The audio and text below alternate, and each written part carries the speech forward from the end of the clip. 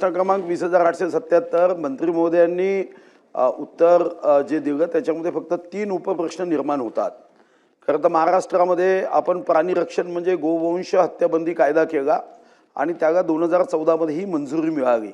हा प्रश्न ज्या कारणाने उद्भवला आहे त्यामध्ये काही सुधारणा करणं गरजेचं आहे। मी शासनाचं मनापासून अभिनंदन करेन की त्यांनी आता पुरवणीमध्ये यासाठी 222 कोटी रुपयाची तरतूद केली।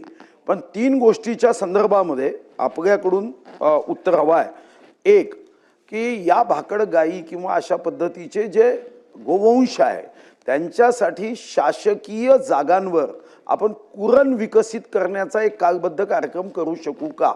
नंबर 2, 1961 ला जनावरांची संख्या किती होती आणि आज जनावरांची संख्या किती आहे या आधारावर त्यांच्या चाऱ्याचं नियोजन करण्याच्या दृष्टीने आपला विभाग काही कार्यवाही करणार आहे का। आणि नंबर 3, गोवंश रक्षणासाठी आपण 222 कोटी रुपये दिले, स्वातंत्र्यानंतरची सर्वात मोठी रक्कम आहे, ही अभिनंदनीयच आहे। मुक्या जनावरांचा आशीर्वाद शासनाला निश्चितपणे लाभणार आहे। पण ज्या विषयावर हा प्रश्न उद्भवलाय तो की असे काही सीमांत गरीब शेतकरी आहेत का की ज्यांना जनावर पोसणं कठीण होतं, मग यासाठी आपण अशा विषयाला प्रोत्साहन देण्यासाठी काही अजून गोवंश पालन पोषणासाठी काही कार्यक्रम करणार आहात का। सन्माननीय ज्येष्ठ सदस्य सुधीर भाऊ मुनगंटीवार यांनी जो प्रश्न विचारले आहेत तिन्ही ते प्रश्न नसून चांगल्या सूचना आहेत आणि नक्कीच तीनही गोष्टींमध्ये सकारात्मक विचार करतोय। ऑलरेडी आपण कारवाई करतोय। जे भाकड जनावर आहेत त्यांच्या साठीच ही मुळामध्ये की गोवंश वाचवायचा असेल तर भाकड जनावर पाळणं शेतकऱ्याला कठीण होतं। त्यामुळे आपण एकमेव राज्य आहे जे एवढं अनुदान गोरक्षणासाठी देत आहे। देशामध्ये सर्वात नंबर 1 ला आपण देत आहोत। खूप चांगले ही प्रशंसनीय गोष्ट आहे आणि त्यांच्यासाठी जी शासकीय जमिनी आहे त्याच्यावर कुरण विकास करणं वगैरे हे कार्यक्रम आपल्या रूटीन प्रॅक्टिसेसमध्ये पण आपण करतो। आपण पावसाचा अंदाज घेऊन वगैरे चाऱ्याचं व्यवस्थापन करतो, त्याच्यामध्ये हे ऑलरेडी येतच आहे। त्यामुळे आपण भविष्यामध्ये आपण जे म्हणताय की शेतकऱ्यांना कठीण होतं एक वृद्ध जनावर पोषण करणं, पण ह्याच्यामध्ये आपल्याकडे जे रिटायर हायकोर्ट जज आहेत जस्टिस तातेड यांची कमिटी होती, त्यांनी पूर्ण याच्यामध्ये अभ्यास केलेला आहे की दूध जरी दिलं, दूध देणारं जनावरच फक्त उपयोगात असतं असं नाही, तर जे गोवंश आहे त्यांचं शेण गोमूत्र याचा सुद्धा आपल्या शेतीवर खूप सकारात्मक परिणाम होतो आणि त्याच्यामुळे त्यांना आपण म्हणजे वाचवणं, त्यांना पालन पोषण करणं हे जरुरी आहे। तर त्याच्यामुळे भविष्यात सुद्धा ह्याला अजून सुदृढ करण्याचाच मानस आहे। आता हा एकदा निर्णय घेतलाय तर ह्याच्यामध्ये काही मागे हटायचं कारण नाही। ह्याच्यामध्ये आणखी शेतकऱ्यांना कसं सहकार्य करता येईल त्याच्या दृष्टीने आम्ही प्रयत्न करत आहोत। महोदय बोला। प्रश्न असा आहे की विषय भाकड जनावरांचाच आहे आणि आपण मुद्दाम काय झालंय की गोरक्षकांच्या नावाखाली काही दल हे जे काम करतायत ते बघा, प्रामाणिक भावना असेल तर त्याला आमचा विरोध नाही, गोरक्षक झालंच पाहिजे, गोवंशाचं संरक्षण झालं पाहिजे। पण मुळात काय होत आहे की काही टोळ्या तयार झाल्यात महाराष्ट्रात आणि हे लुटणाऱ्या टोळ्या झाल्या आहेत। अशी गाडी अडवतात आणि पैसे वसूल करतात आणि त्यातून हा एक वेगळा प्रश्न झालाय, त्यावर तुम्हाला काहीतरी वेगळ्या उपाययोजना करावी लागेल। प्रश्न असा येतो की भाकड जनावर जी आहेत त्याचा काही उपयोग नाही, शेतकरी ते पोसू शकत नाही हो। एका जनावराच्या मागे महिन्याला 5-7 हजार रुपये 10 हजार रुपये खर्च येतो, त्याला ते विकल्याशिवाय तो नाही सस्टेन करू शकत।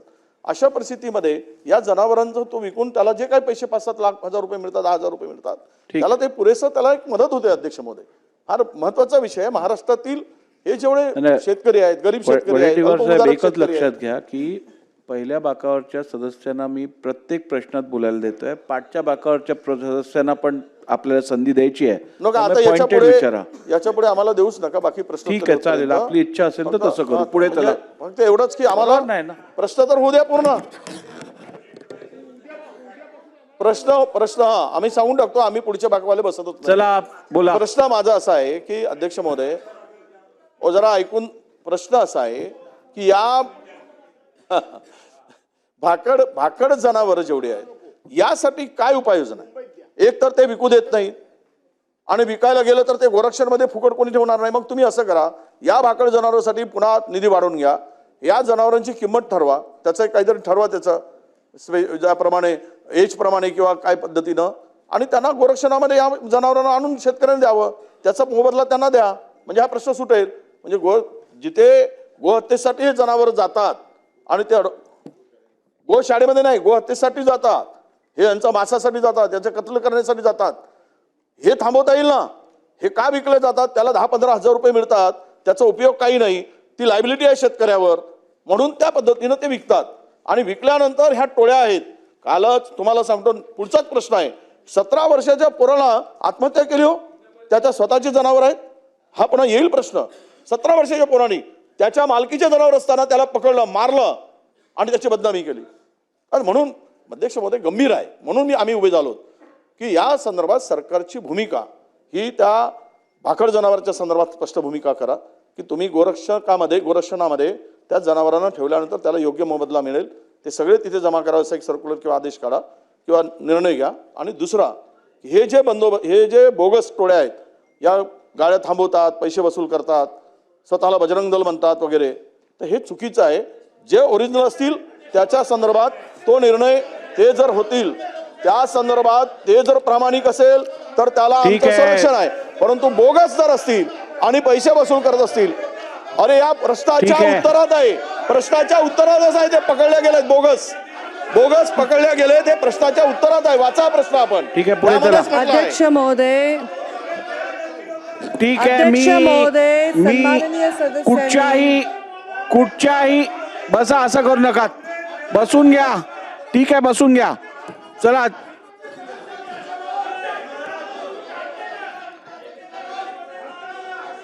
ठीक आहे.